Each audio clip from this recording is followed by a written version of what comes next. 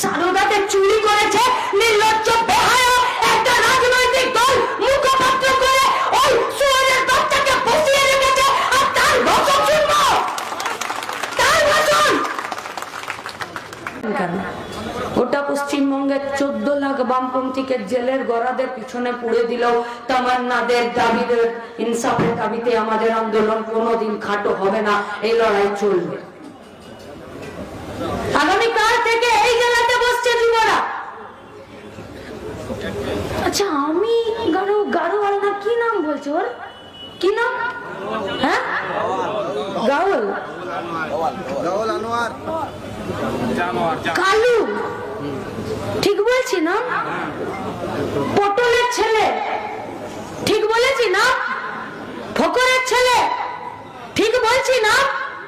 আমি জানতাম না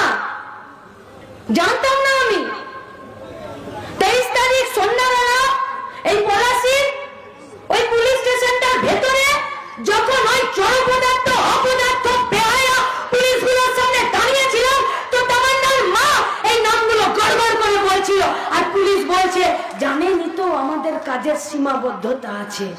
লজ্জা করে না বেহায়াগুলো কোথাকার?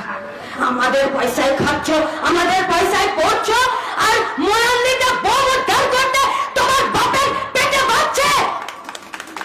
রাজনীতি যে বাড়িতে বাড়িতে খাবার চাল আছে কিনা দেখে না, কিন্তু ঝোলাতে ঝোলাতে বউ নিয়ে ঘুরে বেড়ায়। এই পশ্চিমবঙ্গের রাজনীতি হতে পারে না। কুত্তার বাচ্চা হয়ে গেছে সব কটা, যাদেরকে পাগলা কুত্তার মতন ছেড়ে রেখেছে এদেরকে রাস্তায় টিভির পর্দায় এই খেপা কুকুরগুলোর ভাষণ শুনবো আমরা। সারদাতে চুরি করেছে নির্লজ্জ বেহায়া একটা রাজনৈতিক দল মুখপাত্র করে ওই সুরের বাচ্চাকে বসিয়ে রেখেছে আর তার ভাষণ শুনবো, তার ভাষণ। সে বলবে পশ্চিমবঙ্গের রাজনীতি কি হবে, সে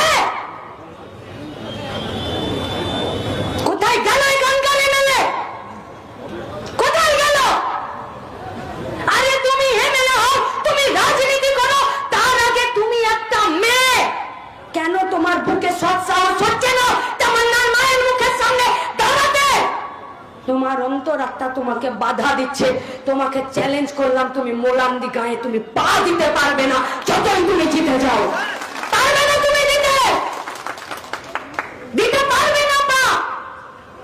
আর ওই ল কলেজের মেয়েটাকে রেপ করে নিয়ে একটা ছাত্র নেতা সে প্রেস বিবৃতি দিচ্ছে, সে ধর্ষণকে ক্ল্যারিফাই করছে, জাস্টিফাই করছে যে ওই ছেলেটা তার দলের কি না। আরে আমাদের রাজ্যে ছাত্র রাজনীতির ইতিহাস এটা নয়, আমাদের রাজ্যের ছাত্র রাজনীতির ঐতিহ্য এটা নয়। আমাদের রাজ্যের ছাত্ররা বাসের ভাড়া কমানোর জন্য লড়াই করেছে, আমাদের রাজ্যের ছাত্র রাজনীতি স্কুল খোলার জন্য লড়াই করেছে, আমাদের রাজ্যের ছাত্র রাজনীতি গোটা পশ্চিমবঙ্গকে বাংলাকে বাংলাদেশকে স্বাধীন করার জন্য লড়াই করেছে। আমাদের রাজ্যের ছাত্ররা দেশের স্বাধীনতা আন্দোলনে প্রাণ দিয়েছে।